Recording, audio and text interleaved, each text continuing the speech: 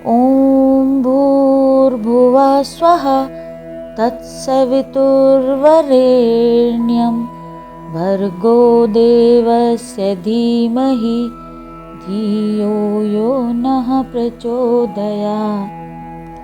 परम पूज्य गुरुदेव एवं परम वंदनीय माता जी की सूक्ष्म उपस्थिति में आज हम आपके समक्ष परम पूज्य गुरुदेव पंडित श्री राम शर्मा आचार्य जी के द्वारा लिखित क्रांतिधर्मी साहित्य की प्रथम पुस्तिका 21वीं सदी बनाम उज्ज्वल भविष्य भाग 1 का विस्तार से वर्णन करने जा रहे हैं। साहित्य को संक्षिप्त में बनाकर पढ़ना हमारी हैसियत नहीं है। हमारा उद्देश्य इसको विस्तार से पढ़कर परम पूज्य गुरुदेव के विचार जन जन तक पहुंचाना है। इस माध्यम का चयन करने का उद्देश्य है कि सभी लोग इन विचारों को कहीं भी कभी भी आसानी से सुनकर हृदय में उतार सकते हैं। पहला हेडिंग इस पुस्तिका में परम पूज्य गुरुदेव लिखते हैं किंग कर्तव्य विमूढ़ता जैसी परिस्थितियां। इसके अंतर्गत परम पूज्य गुरुदेव लिखते हैं विज्ञान और बुद्धिवाद 20वीं सदी की बड़ी उपलब्धियां हैं, जिनसे सुविधा साधनों के नए द्वार भी खुले, वस्तु स्थिति समझने में सहायक स्तर की बुद्धि का विकास भी हुआ, पर साथ ही दुरुपयोग का क्रम चल पड़ने से इन दोनों ही योग चमत्कारों ने लाभ के स्थान पर नई हानियां, समस्याएं और विपत्तियां उत्पन्न करनी आरंभ कर दी।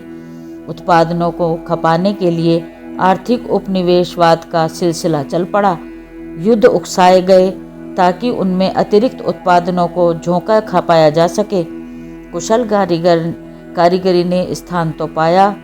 गृह उद्योगों के सहारे जीवन यापन करने वाली जनता की रोटी छिन गई। काम के अभाव में आज बड़ी संख्या में लोग बेकार बेरोजगार हैं। परिस्थितियां गरीबी की रेखा से दिनों दिन नीचे गिरती जा रही है। यूं बढ़ तो अमीरों की अमीरी भी रही है। कारखाने और द्रुतगामी वाहन निरंतर विषैला धुआं उगलकर वायुमंडल को जहर से भर रहे हैं। उनमें जलने वाले खनिज ईंधन का इतनी तेजी से दोहन हुआ है कि समूचा खनिज भंडार 1 शताब्दी तक भी और काम देता नहीं दिख पड़ता। धातुओं और रसायनों के उत्खनन से भी पृथ्वी उन संपदाओं से रिक्त हो रही है। उन्हें गंवाने के साथ साथ धरातल की महत्वपूर्ण क्षमता घट रही है और उसका प्रभाव धरती के उत्पादन से गुजारा करने वाले प्राणियों पर पड़ रहा है। जलाशयों में बढ़ते शहरों का, कारखानों का कचरा उसे अपेय बना रहा है। सांस लेते एवं पानी पीते यह आशंका सामने खड़ी रहती है कि उसके साथ कहीं मंद विषों की भरमार शरीरों में न हो रही हो। उद्योगों, वाहनों द्वारा छोड़ा गया प्रदूषण ग्रीन हाउसों इफेक्ट के कारण अंतरिक्ष में अतिरिक्त तापमान बढ़ा रहा है, जिससे हिम प्रदेशों की बर्फ पिघल जाने और समुद्रों में बाढ़ आ जाने का खतरा निरंतर बढ़ता ही जा रहा है। ब्रह्मांडीय किरणों की बौछार से पृथ्वी की रक्षा करने वाला ओजोन कवच विषाक्तता का दबाव न सह सकने के कारण फटता जा रहा है। क्रम वही रहा तो जिन सूर्य किरणों से पृथ्वी पर जीवन का विकास क्रम हुआ है, वे ही छलनी के अभाव में अत्यधिक मात्रा में आ धमकने के कारण विनाश भी उत्पन्न कर सकती हैं। अणु ऊर्जा विकसित करने का जो नया उपक्रम चल पड़ा है, उसने विकिरण फैलाना तो आरंभ किया ही है, यह समस्या भी उत्पन्न कर दी है कि उनके द्वारा उत्पन्न राख को कहाँ पटका जाए। जहाँ भी वह रखी जाएगी वहाँ संकट खड़े करेगी। अगला हेडिंग परम पूज्य गुरुदेव लिखते हैं स्थिति निश्चित ही विस्फोटक। इसके अंतर्गत परम पूज्य गुरुदेव बताते हैं यह विज्ञान के उत्कर्ष के साथ ही उसके दुरुपयोग की कहानी है, जिसमें दुखद अंश कम और दुखद भाग अधिक है। वह उपक्रम कभी भी रुका नहीं है, वरन दिन दिन उसका विस्तार ही हो रहा है। अब तक जो हानियां सामने आई हैं, जो समस्याएं उत्पन्न हुई हैं, उन्हीं का समाधान हाथ नहीं लग रहा है। फिर इस सब का अधिकाधिक संवर्धन अगले ही दिनों न जाने क्या दुर्गति उत्पन्न करेगा। इसका अनुमान सहज ही लगाया जा सकता है कि कुछ ही समय के वैज्ञानिक दुरुपयोग का क्या नतीजा निकला और अगले दिनों उसकी अभिवृद्धि से और भी क्या अनर्थ हो सकने की आशंका है। विज्ञान का दर्शन प्रत्यक्षवाद पर अवलंबित है। उसने दर्शन को भी प्रभावित किया है और यह मान्यता विकसित की है कि जो कुछ सामने है उसी को सब कुछ माना जाए। इसका निष्कर्ष आज के प्रत्यक्ष लाभ को प्रधानता देता है। परोक्ष का अंकुश अस्वीकार कर देने पर ईश्वर, धर्म और उसके साथ जुड़े हुए संयम, सदाचार, पुण्य, परमार्थ के लिए कोई भी स्थान नहीं रह जाता। मर्यादाओं और वर्जनाओं को अंधविश्वास कहकर उनसे पीछा छुड़ाने पर इसलिए जोर दिया गया है कि इससे व्यक्ति की निजी सुविधाओं में कमी आती है। पूर्ति का सिद्धांत यही कहता है कि जिस प्रकार भी जितना भी लाभ उठाया जा सके उठाना चाहिए, उसमें सिद्धांत को आड़े नहीं आने देना चाहिए। इसी मान्यता ने पशु पक्षियों के वध को स्वाभाविक प्रक्रिया बनाकर असंख्यों गुना बढ़ा दिया है। अन्य प्राणियों के प्रति निष्ठुरता बरतने के उपरांत जो बांध टूटता है, वह मनुष्यों के साथ निष्ठुरता न बरतने का कोई सैद्धांतिक कारण शेष नहीं रहने देता। मनुष्य को पशु प्रवृत्तियों का वहन करता ठहरा देने के उपरांत यौन स्वेच्छाचार न बरतने के पक्ष में भी कोई ठोस दलील नहीं रह जाती। विज्ञान और बुद्धिवाद की नई धाराएं खोजने के लिए और उनके आधार पर तात्कालिक लाभ के जादू चमत्कार प्रस्तुत करने वाली आधुनिकता नीति और सदाचार का एक सिरे से दूसरे सिरे तक उन्मूलन करती मनुष्य को स्वेच्छाचार बनाती जा रही है। आगे गुरुदेव हेडिंग लिखते हैं, बड़ी आबादी, बढ़ते संकट। इसके अंतर्गत परम पूज्य गुरुदेव लिखते हैं, यह सब बातें कामुकता को प्राकृतिक मनोरंजन मानने और उसे उन्मुक्त रूप से अपनाने के पक्ष में जाती हैं। फलतः बंधन मुक्त यौनाचार जनसंख्या वृद्धि की नई विभीषिका खड़ी कर रहा है। गर्भ निरोध से लेकर भ्रूण हत्याओं तक को प्रोत्साहन मिलने के बाद भी जनसंख्या वृद्धि में तेजी से बढ़ोतरी हो रही है। पूरी पृथ्वी पर जनसंख्या चक्रवृद्धि ब्याज के हिसाब से बढ़ रही है। ऐसे 1 के 4, 4 के 16, 16 के 64 बनते बनते संख्या न जाने कहाँ तक जा पहुँचेगी। 3000 वर्ष पहले मात्र 30 करोड़ व्यक्ति सारे संसार में थे। अब तो वे 600 करोड़ हो गए हैं। लगता है कि अगले 20 वर्षों में कम से कम दूने होकर ऐसा संकट उत्पन्न करेंगे जिसमें मकान का, आहार का संकट तो रहेगा ही, रास्तों पर चलना भी मुश्किल हो जाएगा। पृथ्वी पर सीमित संख्या में ही प्राणियों को निर्वाह देने की क्षमता है। वह असीम प्राणियों को पोषण नहीं दे सकती। बढ़ता हुआ जन समुदाय अभी भी ऐसे अगणित संकट खड़े कर रहा है। खाद्य उत्पादन के लिए भूमि कम पड़ती जा रही है।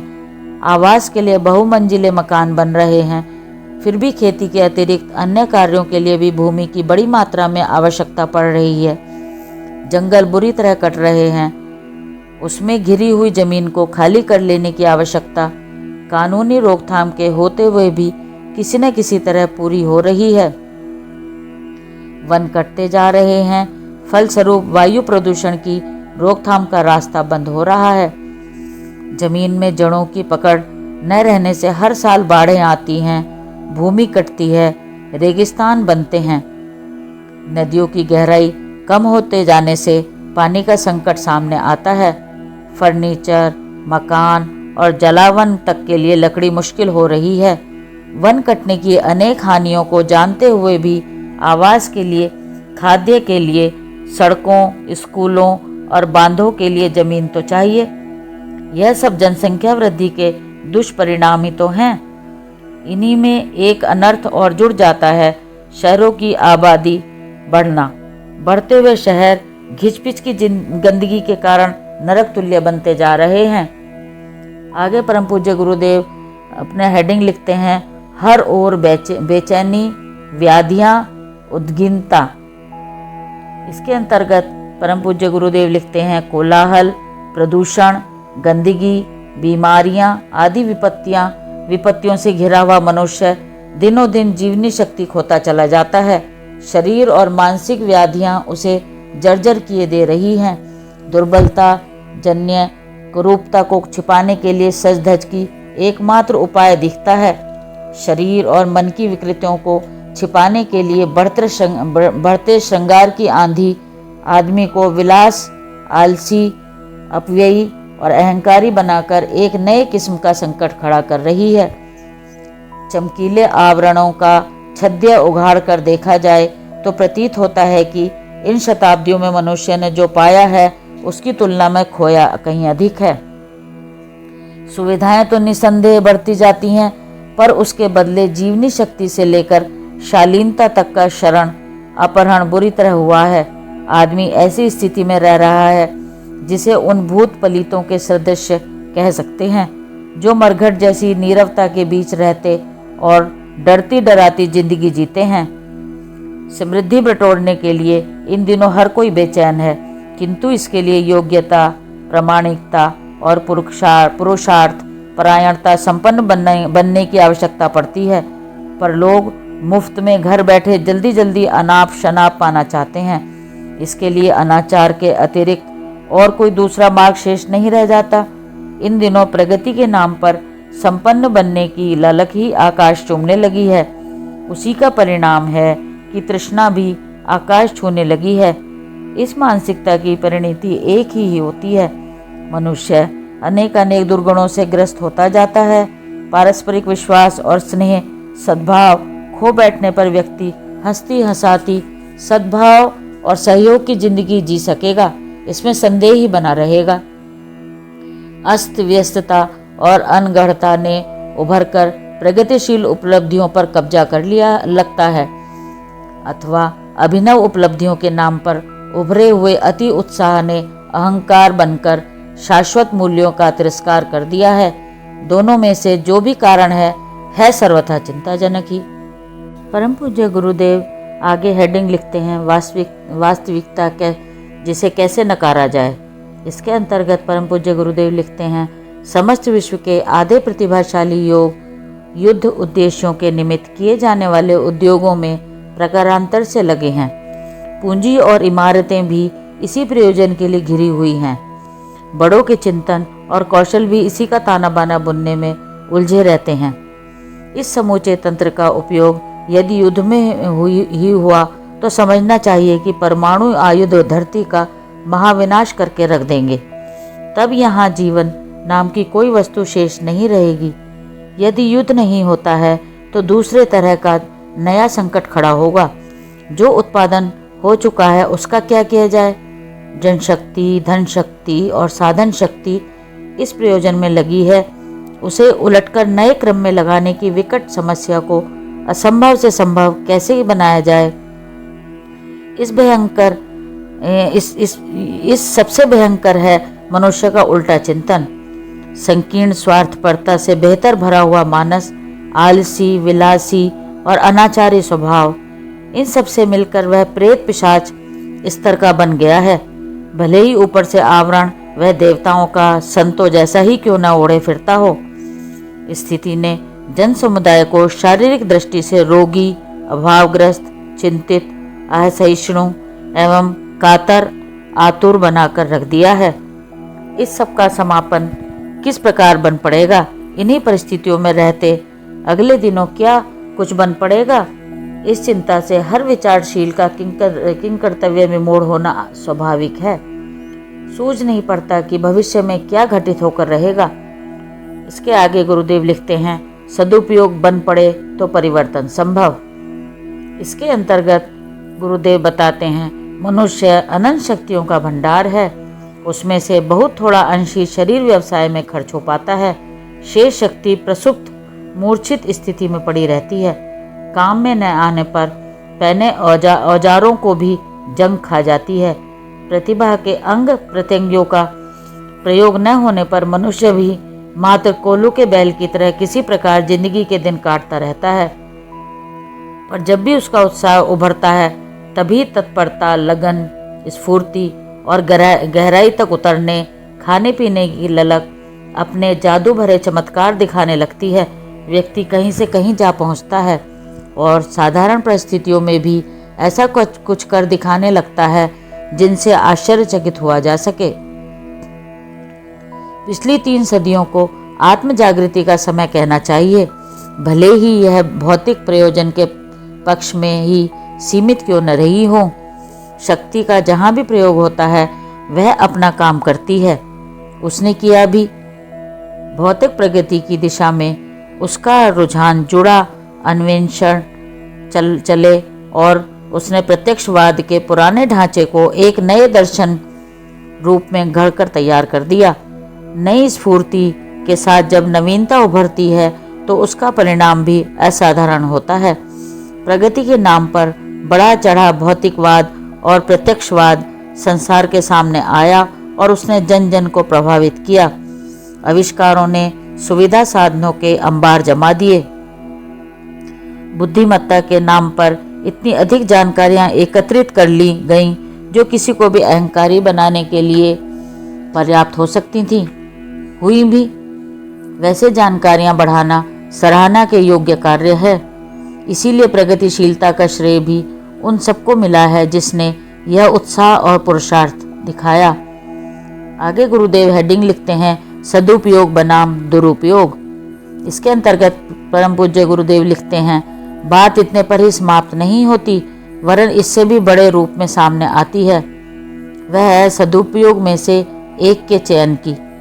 स्वार्थपरता और दूरदर्शिता का समन्वय जब भी होता है तब एक ही बात सूझ पड़ती है कि जो कुछ जितना जल्दी बटोरा और उससे जितना भी कुछ मौज मजा उठा सकना संभव हो वैसा कर लिया जाए।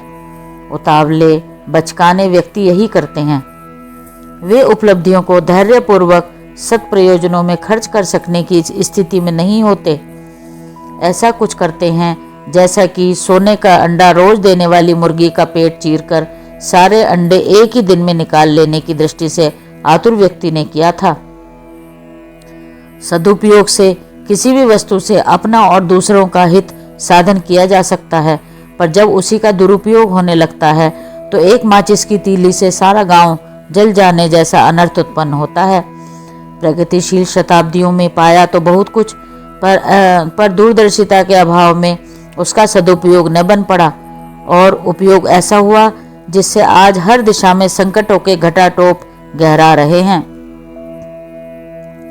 शासकों और धनाढ़ियों के हित को प्राथमिकता न मिली होती तो वैज्ञानिक उपलब्धियों ने जनसाधारण का स्तर कहीं से कहीं पहुंचा दिया होता।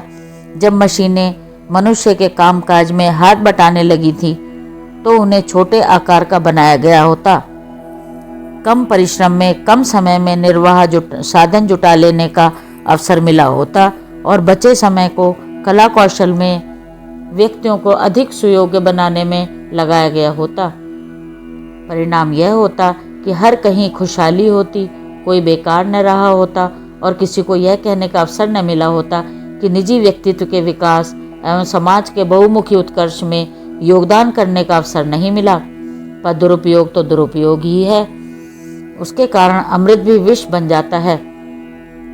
आगे गुरुदेव हेडिंग लिखते हैं, सुनियोजन की सही परिणति। इसके अंतर्गत परम पूज्य गुरुदेव लिखते हैं, बड़े शहर बसाने और बढ़ाने में लगी हुई बुद्धिमत्ता यदि अपनी योजनाओं को ग्रामोन्मुखी बना देने की दिशा में मुड़ गई होती तो अब तक सर्वत्र छोटे छोटे स्वावलंबी और फलते फूलते कस्बे ही दिखाई पड़ते।